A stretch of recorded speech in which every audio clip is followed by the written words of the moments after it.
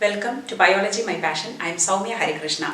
Today we are starting a new chapter in chemistry, metals and non-metals. Around 118 elements are known to us, and out of them many are called metals and a few are called non-metals. That is, non-metals are only 22, but there are a few elements which are having both the properties of metals and non-metals, and they are called metalloids. In this chapter we are discussing the properties of metals and non-metals. Usually metals means they are having certain physical properties and non-metals have exactly opposite physical properties. Few minutes of this recording was stuck, so please excuse. Metals and non-metals, if we consider, if we are seeing their valence electrons, metals have valence electrons 1, 2 or 3. Since the valence electrons are less, they have a tendency to give that electron, and as a result they gain positive charge. So metals are generally called electropositive, whereas non-metals have valence electrons 4, 5, 6 or 7.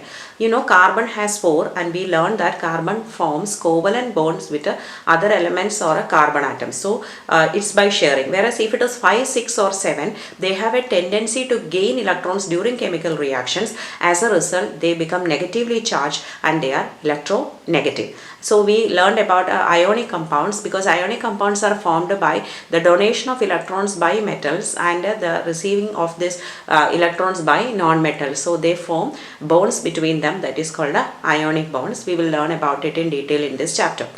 Now we are discussing a few physical properties of metals. So usually metals have got a set of characteristics. First is, most of the metals are solid, or all the metals are solid except mercury. Mercury is the only metal which is liquid at a room temperature. Second is their hardness. Being solid, they are very hard. Exceptions are sodium and potassium. They are so soft that we can cut them using a knife. Third is metallic luster. All the metals have a lustrous or shiny surface. You know that when metals are kept exposed, they will become dull over a period of time because they form a layer of oxide over it. That's why it's becoming dull. But otherwise, all metals have a shining appearance. Next is about their melting and boiling point. Both are very high.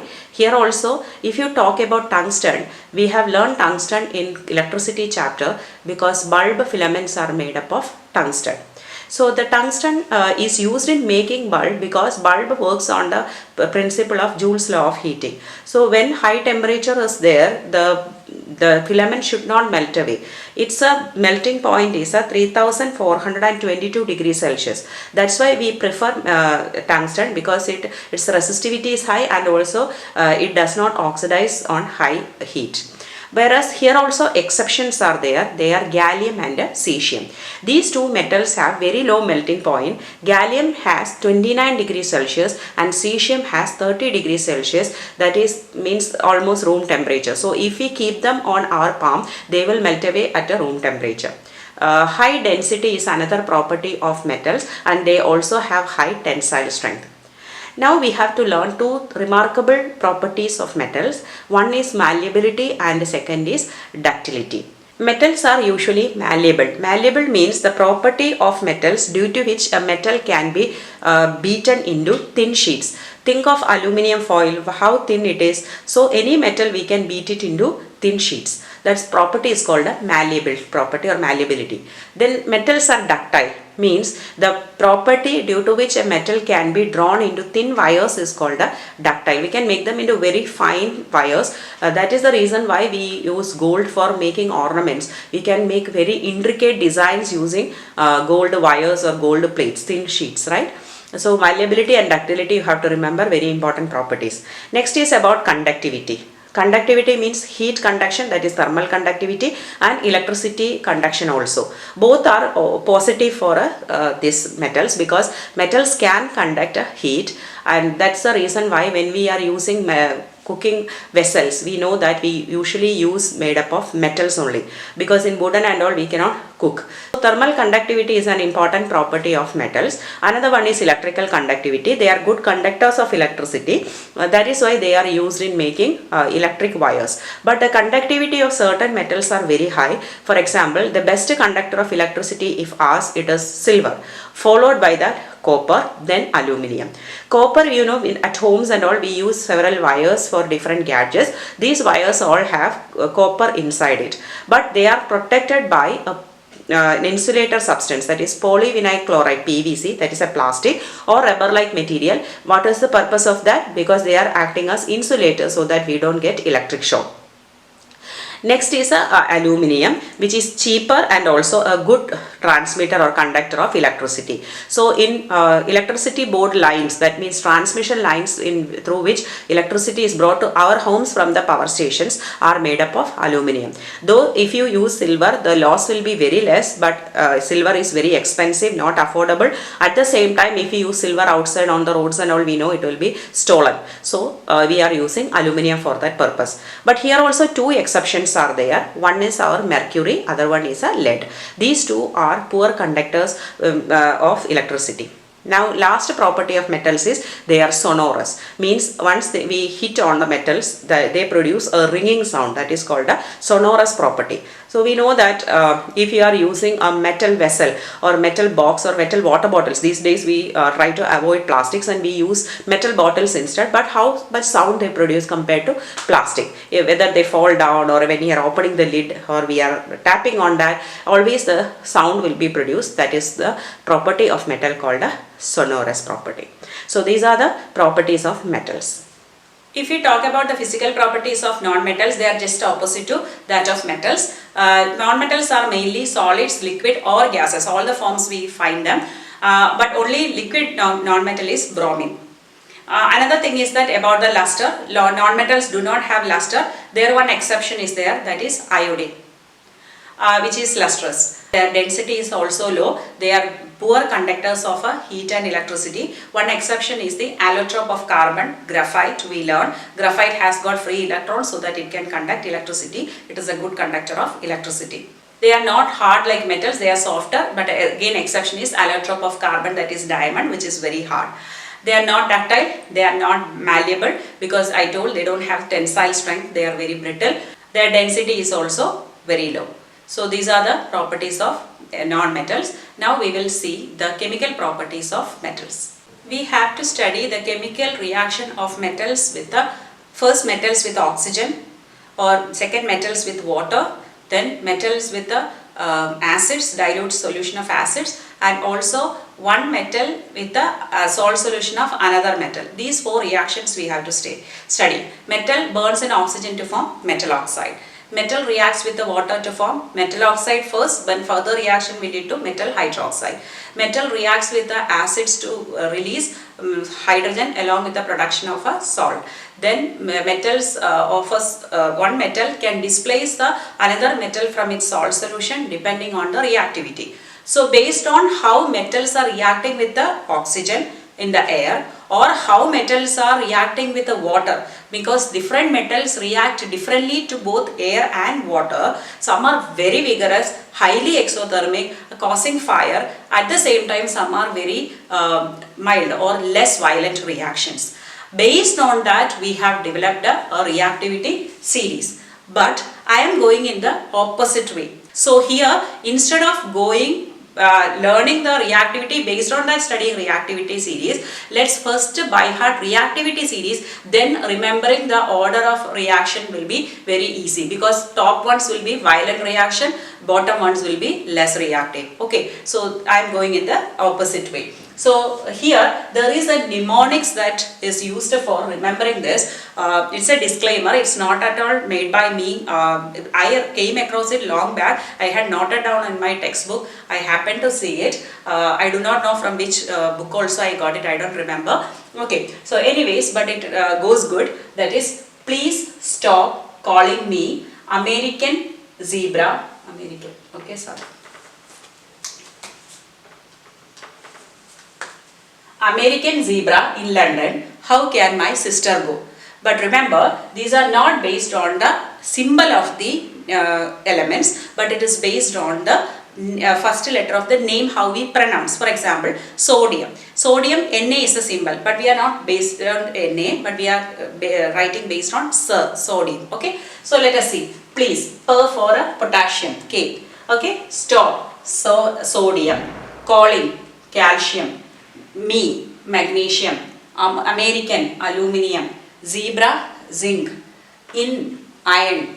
London, lead. How can, hydrogen. Can for copper. My, M for mercury. Sister, S for silver, and go for gold. Hope you understood. So in this way you can remember. If you can learn, otherwise it's well and good, but in case if you forget in the examination, you can use this mnemonics, because every reaction is based on this. Okay, now we can see that this is a reactivity series of metals based on the reaction with the air and water I told, but there is a black sheep here. Who is that? Hydrogen. We know hydrogen is a non-metal. Okay, but how can it find a place in the reactivity series of metals? So there are two reasons for this. First, we saw that metals are electropositive. They lose electron to gain positive charge in reactions. The same way, hydrogen also can lose one electron and gain a positive charge usually. So electropositive in nature like metals. Second, they have characteristics like a metal. So they are hydrogen, in spite of being non-metal, is included in the reactivity series of metal. So please take some time, by heart this. Based on this, we will learn the different reactions. When these elements react with the acids, they have the ability to release hydrogen. But these metals which are above hydrogen only can release hydrogen from the acid. So they are called the active metals, because they are more powerful than hydrogen, so they can displace hydrogen from the acid. Whereas these elements which are metals which are coming below hydrogen, that is copper, mercury, silver and gold, they cannot displace hydrogen from the acid, so they are called the inactive elements. So active elements and inactive elements are there in the reactivity series. We discussed the first reaction of metal with oxygen, that is metal oxide. Metal oxides, here copper is a metal, it combines with oxygen to form copper oxide. So we know that oxygen is 2CuO. So 2Cu plus O2 gives 2CuO. This is called a copper 2 oxide. And you have to remember, this copper oxide is a black in color. So whenever you are heating a copper wire, a black layer will form over it. That is copper oxide, which is black in color. Then aluminium and oxygen will give aluminium oxide. But here balancing. Here it is 3, so 2, 3, 4. 4Al plus 3O2 gives 2Al2O3. This is aluminium oxide. Na plus O2 gives a Na2O sodium oxide. So we know that here oxygen is a 2, here only 1, so we put 2 here, but here 4 it became. So 4 Na plus O2 gives 2 Na2O. Magnesium and oxygen will give magnesium oxide. So 2 Mg plus O2 gives 2 MgO. So these are all this reaction of a metal with the oxygen, we get metal oxides. So metal oxides are basic in nature. Okay, always remember, metal oxides are basic in nature. Generally metal oxides are basic in nature, but so basic means what? They will react with acid to form salt and water. But there are certain metal oxides which can react with both acids as well as bases, and they form salt and water. Two examples you have to remember: aluminium and zinc oxides. Aluminium oxide and zinc oxide. So oxides of aluminium and oxide of zinc can react with both acid as well as base to form salt and water. So this reaction is such oxides are called amphoteric oxides. So amphoteric oxides examples are aluminium oxide and zinc oxide. Let's look at an example. Aluminium oxide, if reacts with the acid, that is hydrochloric acid, what will we get? Aluminium chloride, AlCl3 plus water. This is the salt. Aluminium chloride is the salt. So aluminium is a 2, so we are making it 2, so it becomes a 6. So here 3H2O. Next reaction is aluminium oxide if reacts with a base, sodium hydro. So this was acid, now it is reacting with a base. What will we get? Sodium aluminate, NaAlO2. This is a salt called a sodium aluminate. And what else we get? Water. Okay. So here also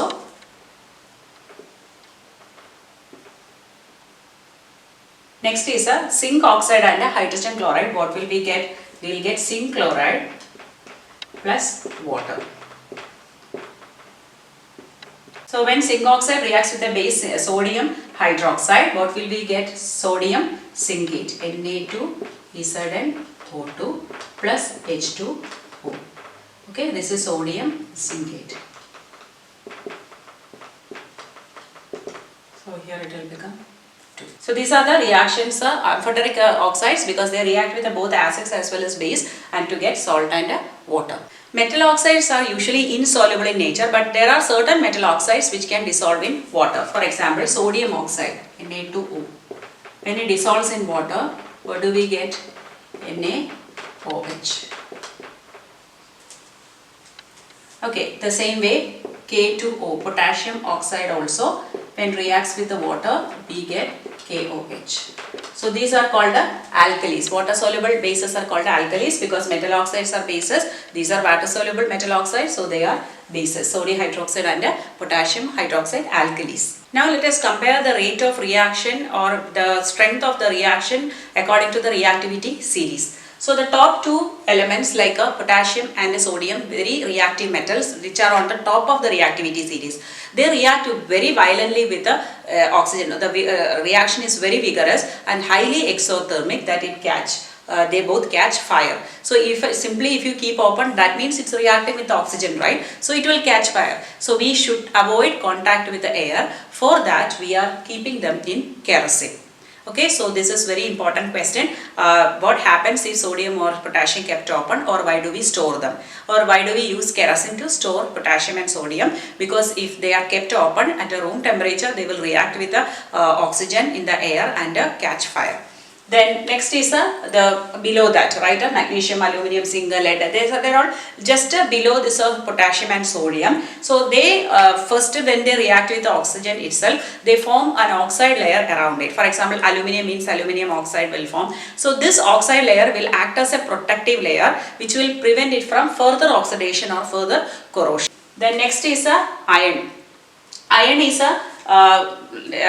a metal which does not burn in air. Even if you heat, it will not burn. But iron filings are there. What are iron filings? They are the powdered form of iron. In magnetism chapter and all, we do the experiments with iron filings. These iron filings, if you sprinkle on the flame directly, it will vigorously burn with the brilliant light. Okay, then next is a copper. Copper is also another metal which will not burn, but it will form a black coating over it. What is that black coating? In the beginning I told.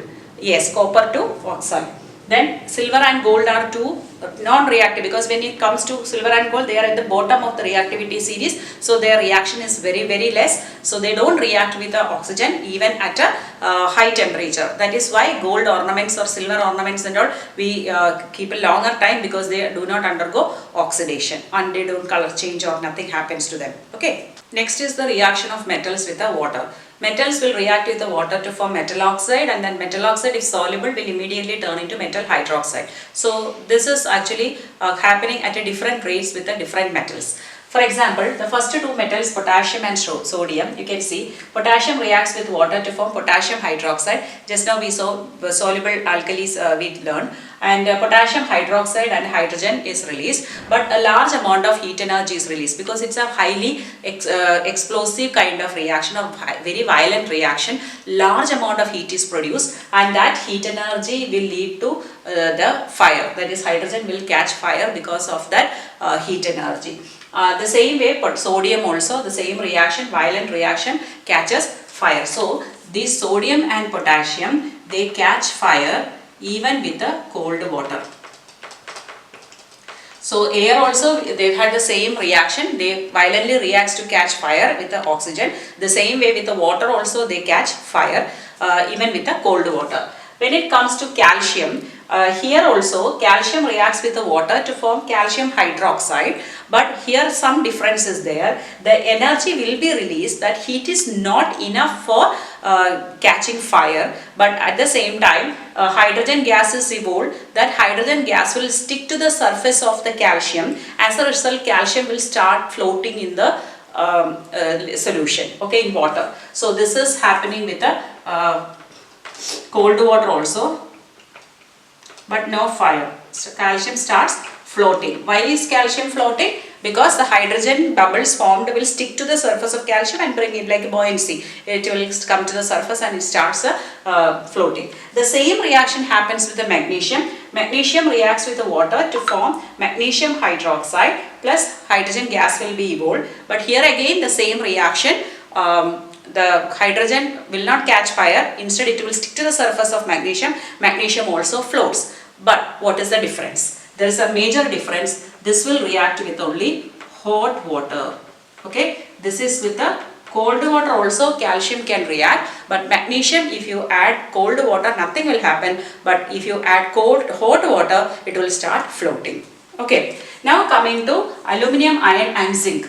We are coming down like sodium, potassium, calcium, magnesium, then comes aluminum, iron and zinc. When we come down, these are not reacting with the cold water. They cannot react with hot water as well. They react only with the steam.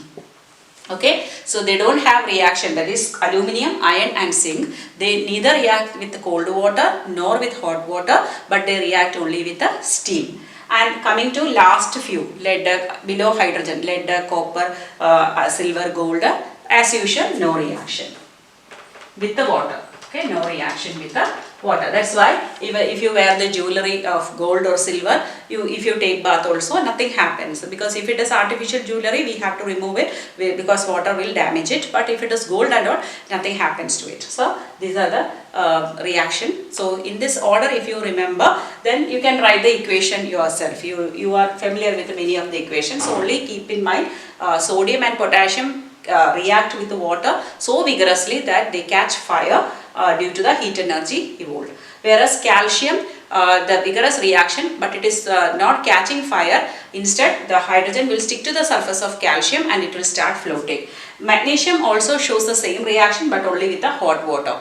Iron, aluminum and zinc will react with the only steam, not with the cold or hot water. Then lead, copper, silver and gold have no reaction with the water, even at a high temperature or a steam.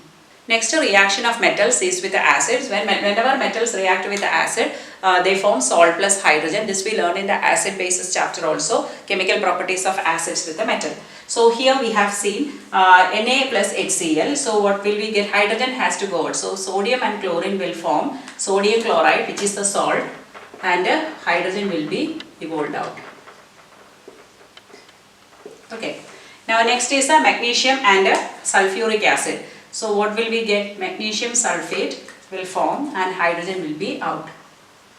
MgSO4 plus H2.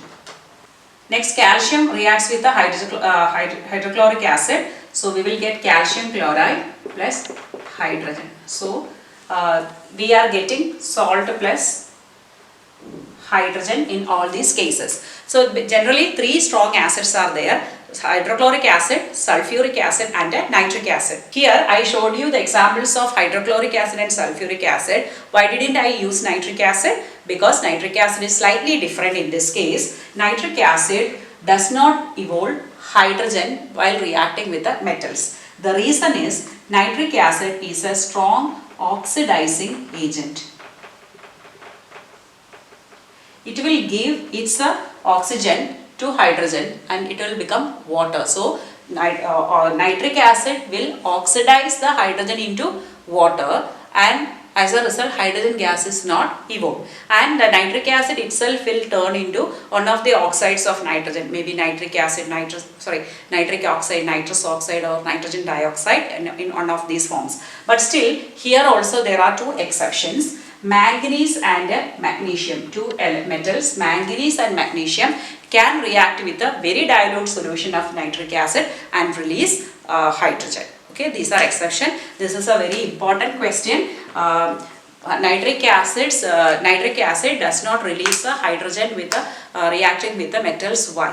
Because nitric acid is a strong oxidizing agent. It will oxidize hydrogen into water. As a result, it is not happening. Now, which metals can release hydrogen with the nitric acid? Manganese and magnesium only.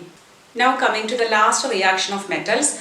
For metal A means in the one metal in the form of its metal form, the other one is in the salt solution. Another metal is there, that is B, but it is in a salt solution, so that this metal can displace the metal from the salt solution and take its place. So as a result, we will get salt solution of this metal A and metal B will be separated out. So this reaction we learned before also, that is based on the reactivity series it is happening. Displacement reaction, when we studied, we learned this. That is, one highly reactive metal can displace the less reactive one. Suppose this metal A is less reactive than metal B, no reaction will happen in this case. Let us see one example. Here it is copper sulfate. Copper sulfate, we know it is a bluish color solution. Into that we are adding iron nail. Okay. So here metal A, we can say iron is metal. Here it is the salt solution of copper, metal B. Now what happens? Iron is reactive. In reactivity series, we know that iron is more reactive than copper. As a result, iron will displace this copper and iron will take the place. So it will form iron sulfate and copper. But copper sulfate was blue. Now this blue color solution will turn into light green color because iron sulfate is green in color. So here you can see the reaction. Iron displaces copper to become iron sulfate and copper. The same way, another test tube, we have taken the solution of iron sulfate. To that iron sulfate we have put one copper wire. Okay, so here what happens? Copper is less reactive than iron, so copper cannot displace iron, so no reaction will occur. No change we can find. Next example, we can say zinc and iron sulfate if react. So you should know the reactivity series. We know that zinc is coming above iron, so it will displace iron to form zinc sulfate and iron will be displaced out. The same way copper and silver nitrate. Though copper is less reactive, silver is even lesser reactive than copper. So copper can displace the silver from its nitrate solution. It will become copper nitrate and silver will be left out. But imagine in any of these cases, if it is silver is coming here instead of zinc, silver and iron sulfate, nothing will happen, or silver and a copper nitrate or copper chloride, nothing will happen. So always you have to see whether the reaction occurs or not, because sometimes they will give maybe 4 equations like this, what happens in each one. So we have a natural tendency to write the salt and the metal, but you have to see the reactivity series and then you have to answer the question, because one equation may be the answer, may be no reaction. Hope you like my teaching. If so, please like, share and subscribe to my channel Biology My Passion. Thank you for watching.